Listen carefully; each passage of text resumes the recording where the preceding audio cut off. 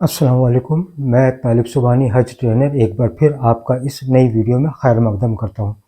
आज हम बात करेंगे कि ओरिजिनल पासपोर्ट आपको कब जमा करने हैं, यानी कि कौन सी डेट है जिसमें आपको ये ओरिजिनल पासपोर्ट जमा करने हैं। और फिर इसी वीडियो में हम बात करेंगे कि ओरिजिनल पासपोर्ट आपको जमा कहाँ करना है और इसका जमा करने का तरीका क्या होता है, कौन कौन से डॉक्यूमेंट इसके साथ जाने वाले हैं। और फिर इसी वीडियो में हम बात करेंगे कि NRI नॉन इंडियन रेसिडेंट के लिए पासपोर्ट जमा करने की आखिरी तारीख क्या होगी। इस वीडियो में पूरा हम डेमो भी करके दिखाएंगे कि पासपोर्ट आपको कैसे भेजना है और कौन कौन सी चीज़ें इसमें लगनी है। तो इसलिए मैं दरख्वास्त कर रहा हूँ कि वीडियो पूरा देखिएगा और एक एक चीज़ को बारीकी से समझिएगा। और फिर उसके मुतालिक जो भी सवाल हों आप कमेंट बॉक्स में लिखते रहिएगा, इंशाल्लाह मैं जवाब देता रहूँगा। अगर आपको लगता है कि मैं आपको सटीक और बिल्कुल up to date in advance information दे रहा हूँ, आपको पहले से आगाह कर दे रहा हूँ कि कौन कौन सी चीज़ें आपको क्या क्या वक्त पे करनी है, तो फिर मेरा फ़र्ज़ बनता है कि मैं आपसे दरख्वास्त करूँ कि मेरे चैनल को सब्सक्राइब कीजिए, लाइक कीजिए, शेयर कीजिए। और कम से कम आप इतना तो कर ही सकते हैं कि जो भी सोशल मीडिया के प्लेटफॉर्म हैं, आप कम से कम अपनी डिस्ट्रिक्ट में मेरी इन वीडियोस को शेयर कर दिए और उनसे अपील कीजिए कि चैनल को सब्सक्राइब करें। चलिए वीडियो शुरू करते हैं। सबसे पहले हम बात करते हैं कि वो कौन सी डेट है या कब आपको अपने ओरिजिनल पासपोर्ट भेजने हैं। तो देखिए, इस सिलसिले में मैं आपको बता दूं कि ओरिजिनल पासपोर्ट भेजने से पहले आप एक चीज़ ध्यान रखिएगा कि इसकी 2-3 फ़ोटोकॉपी करा के अपने पास रखनी है, फ्रंट पेज और लास्ट पेज की। और जो आपने अंडरटेकिंग दी थी हज कमेटी ऑफ इंडिया में पहली इंस्टॉलमेंट जमा करने के बाद कि हमारा पासपोर्ट कहीं से फटा नहीं है, इस पर पानी नहीं गिरा हुआ है, चाय नहीं गिरी हुई है, कहीं से ख़राब नहीं है और 2 पेजेस इसमें ब्लैंक हैं, वो जो आपने अंडरटेकिंग दी थी वो सब चीज़ें आपके पासपोर्ट में होना ज़रूरी है।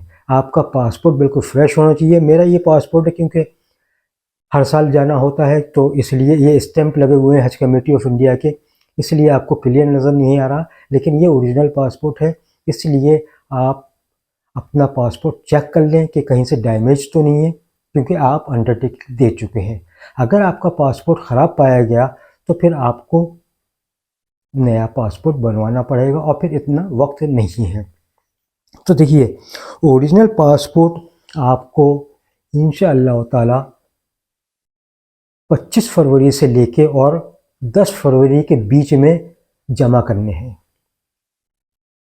25 जनवरी से लेकर और 10 फरवरी के बीच में आपको अपने अपने ओरिजिनल पासपोर्ट इंशाअल्लाह जमा करना पड़ेंगे। ये एक टेंटेटिव डेट है, अंदाज़ा है, लेकिन जो कैलकुलेशन है, जो सफ़र है, वो 18 अप्रैल से आपका शुरू होगा। इसलिए आपके पासपोर्ट एटलीस्ट 1.5 मंथ बिफोर लिए जाएंगे, क्योंकि वीज़े का प्रोसेस शुरू होगा। अगर आपने जो लास्ट डेट जो भी बताई जाए उसका ध्यान रखिएगा और उसकी डेट के अंदर ही आपको पासपोर्ट जमा करने हैं। अब दूसरा मरहला आता है कि हमें अपने पासपोर्ट जमा कहाँ करने हैं। तो देखिए, हर हाजी को अपने अपनी स्टेट की स्टेट हज कमेटी के ऑफिस में जमा करने हैं। जमा करने का तरीका क्या है, तो देखिए, उसमें आपको अपना एक कवर ये निकालना है। हज कमेटी पे जाएंगे तो कवर डिटेल निकाल लेंगे। इसमें आपका कवर नंबर लिखा हुआ है, आपका अमाउंट की डिटेल लिखी हुई है, पहली और दूसरी इंस्टॉलमेंट आपने जमा कर दिए, क्योंकि पासपोर्ट आपकी जमा हो जाएंगे तीसरी इंस्टॉलमेंट जमा करने से पहले।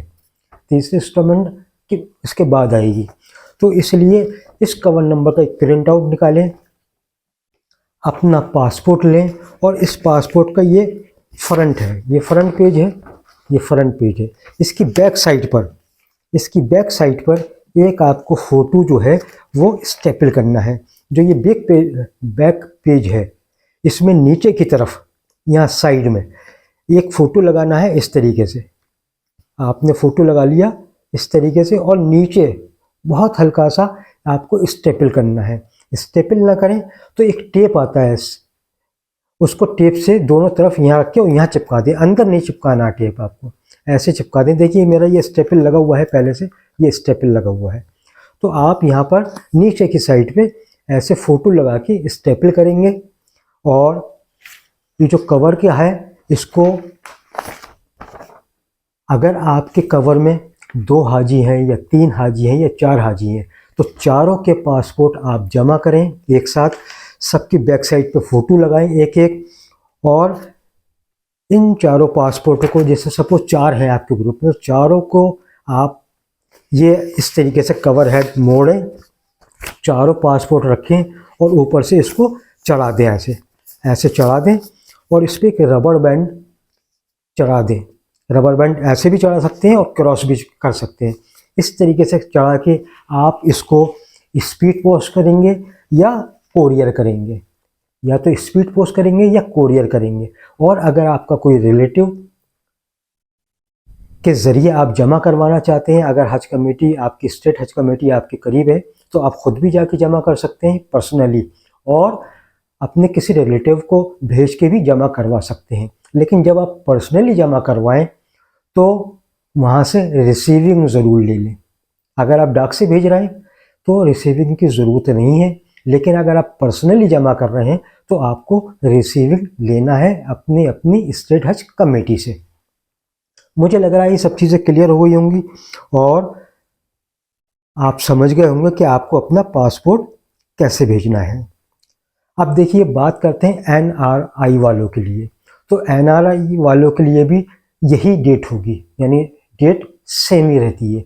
लेकिन अब उनका मसला होता है कि इतने दिन पहले वो कैसे इंडिया आ जाएं, ये भी छुट्टी होंगी, फिर हज के ज़माने में छुट्टी लेंगे। तो देखिए उसका तरीका ये है कि जो भी NRI है वो अपनी स्टेट हज कमेटी में ईमेल करे कि हमें छुट्टी इस तारीख में मिल रही है या इस तारीख में हम अवेलेबल हो सकते हैं पासपोर्ट सबमिट करने के लिए।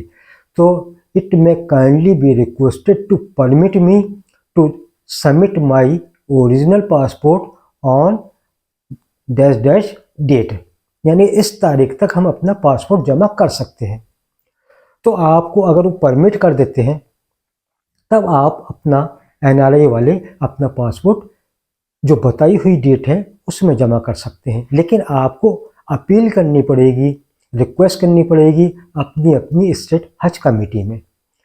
तमाम पासपोर्ट ओरिजिनल बॉम्बे कोई नहीं भेजेगा।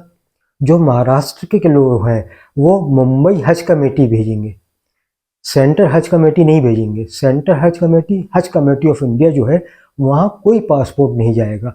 तमाम पासपोर्ट अपनी स्टेट हज कमेटी में जाएंगे। कैसे, तरीका क्या है वो मैंने आपको बता दिया। अब देखिए, अगर आपको लगता है कि मैं आपको बिल्कुल अच्छे से इन्फॉर्मेशन दे रहा हूँ, अच्छे से समझा रहा हूँ, या मेरे समझाने का तरीका आपके समझ में आ रहा है, तो फिर आपकी ड्यूटीज़ हैं ये कि आप वीडियो को वायरल कीजिए, शेयर कीजिए, लोगों से अपील कीजिए, क्योंकि अगर दूसरों को फ़ायदा हुआ तो आपको भी फ़ायदा होगा। और तीसरी इंस्टॉलमेंट जो आएगी वो मैंने पिछली वीडियो में अपनी बता दी है कि कब आएगी, लेकिन वो 15-20 दिन आगे पीछे हो सकता है, क्योंकि अभी एयरलाइंस के टेंडर्स का डेट जो है वो फाइनल नहीं हो पाए हैं।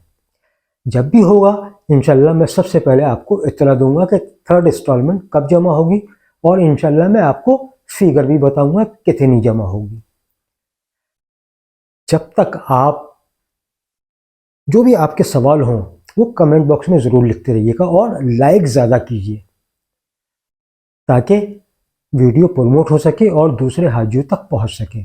आखिर में हम दुआ करते हैं जो हाजी हजरत इस बार हज के लिए जा रहे हैं, अल्लाह उनके पूरे सफ़र को आसान कर दे और कबूल फरमा ले, और जो अभी तक महरूम है अल्लाह उनके भी इस अरमान को पूरा कर दे और खाने काबा और रसूलुल्लाह सल्लल्लाहु अलैहि वसल्लम की रोज़े के दीदार नसीब फरमाए। आमीन सुम्मा आमीन। और जिनके माँ बाप हयात हैं दुनिया में, अल्लाह उनकी औलादों को अपने माँ बाप की खिदमत करने की तौफीक अता फरमा। आमीन सुम्मा आमीन। आप भी कमेंट बॉक्स में आमीन ज़रूर लिखते रहिएगा। और जो हमारी औलादें हैं अल्लाह उनको जमात से नमाज पढ़ने का शौक़ पैदा कर दे। दुआएं ज़रूर करते रहिएगा क्योंकि आप हालत सफ़र में हैं। जो भी आप दुआएं करेंगे इंशाअल्लाह ताला वो कबूल होंगी, इसलिए कसरत से दुआएं करिए और अपनी दुआओं में मुझे भी याद रखिएगा, मेरी फैमिली को भी याद रखिएगा कि बस इज़्ज़त की ज़िंदगी दे और सेहतमंद ज़िंदगी दे। आमीन सुम्मा आमीन। कमेंट बॉक्स में आमीन ज़रूर लिखते रहिएगा। अभी तक के लिए इतना ही। अल्लाह आपका निगहबान।